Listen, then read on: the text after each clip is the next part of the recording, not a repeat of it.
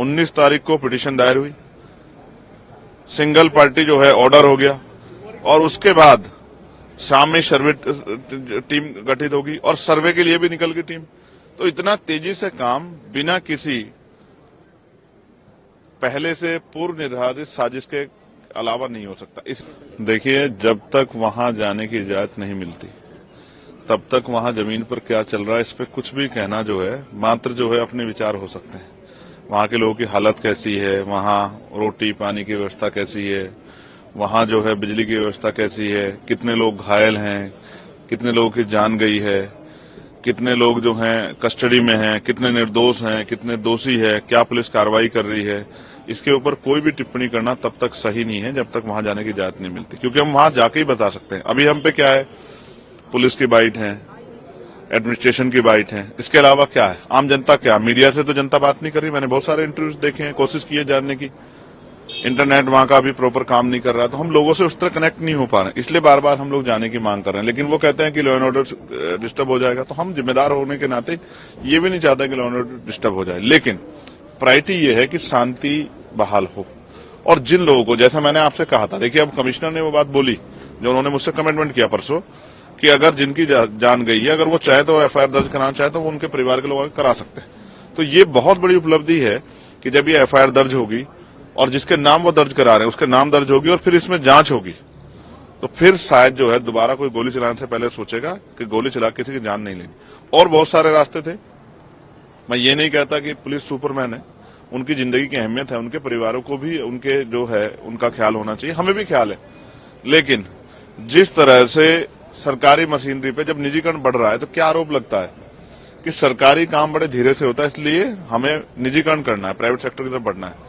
लेकिन यहां क्या हुआ, 19 तारीख को पिटीशन दायर हुई, सिंगल पार्टी जो है ऑर्डर हो गया और उसके बाद शाम में सर्वे टीम गठित होगी और सर्वे के लिए भी निकल गई टीम। तो इतना तेजी से काम बिना किसी पहले से पूर्व निर्धारित साजिश के अलावा नहीं हो सकता, इसलिए हमें सब लोगों पर शक है। और मैं ये नहीं कह रहा कि दोषी कौन है, किसने क्या किया, क्या वहां विषय आ रहा है। मेरा कहना यह है कि इसकी फेयर जांच हो और वो सुप्रीम कोर्ट की निगरानी में सीबीआई द्वारा हो, जो दूध का दूध और पानी का पानी हो जाए। क्या इसके पीछे रीजन है, उन पर कार्रवाई होनी चाहिए। मैं चाहता हूं दोबारा ऐसी हिंसा ना हो, क्योंकि हिंसा जब होगी तो बुनियादी मुद्दों से ध्यान हट जाएगा। जो लूट हुई है उत्तर प्रदेश में उस पर चर्चा होनी चाहिए थी, लेकिन क्योंकि अब प्रायोरिटी लोगों की जान है तो हम संभल पे चर्चा चाहते हैं।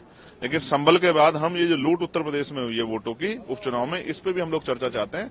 जिस तरह लोकतंत्र की हत्या की है, लोकतंत्र की अस्मिता लूटने का काम उत्तर प्रदेश के मुख्यमंत्री के नेतृत्व में हुआ है, इस पे भी हम लोग चर्चा चाहते हैं। जहां कई जगह पे जिन लोगों ने वोट, उनका अपना राइट है, जैसे करल में एक बिटिया ने वोट नहीं दिया एक पार्टी को तो उनके नेताओं ने हत्या कर दी, इस पे भी हम लोग चर्चा चाहते हैं। ये नहीं होना चाहिए, वोट अपना अधिकार हो, किसको देना चाहते हैं। लेकिन मैं भाजपा को कहना चाहता हूं, वो तो खूब कह रहे हैं कि हमें जो है कुंदरकी में मुस्लिम समाज के लोगों ने वोट दिया है, तो उन मुस्लिम समाज में भाजपा क्या कर रही है, उनकी हत्या भाजपा क्या कर रही है, उनके नेता क्या कर रहे हैं। और फिर मैं आपको कहूंगा, धर्म व्यक्तिगत अधिकार है, लेकिन धर्म से ज्यादा बुनियादी मुद्दों पे जो लड़ाई है जिससे जनता का हित सुनिश्चित हो, उस पर भी काम करना चाहिए। बात कर रहे हैं, मैं उनकी बात का समर्थन करता हूँ, मैं उनकी बात का समर्थन करता हूँ। और हम बहुत दिनों से इस आंदोलन को नीचे लेवल पर चला रहे हैं। अब कांग्रेस के लोगों ने अब कहना शुरू किया, लेकिन हम तो इस आंदोलन को पिछले 10-12 साल से चला रहे हैं लगातार कि ईवीएम के द्वारा वोटों की चोरी हो रही है। और उसका कारण है, आप देखो जैसी रिपोर्ट्स आ रही है कि एक पूरा गांव है जो कह रहा है हमने इस पार्टी को एक्स पार्टी को वोट दिया है, लेकिन उनका खुद का वोट जो है वहां 0 वोट आ रहा है।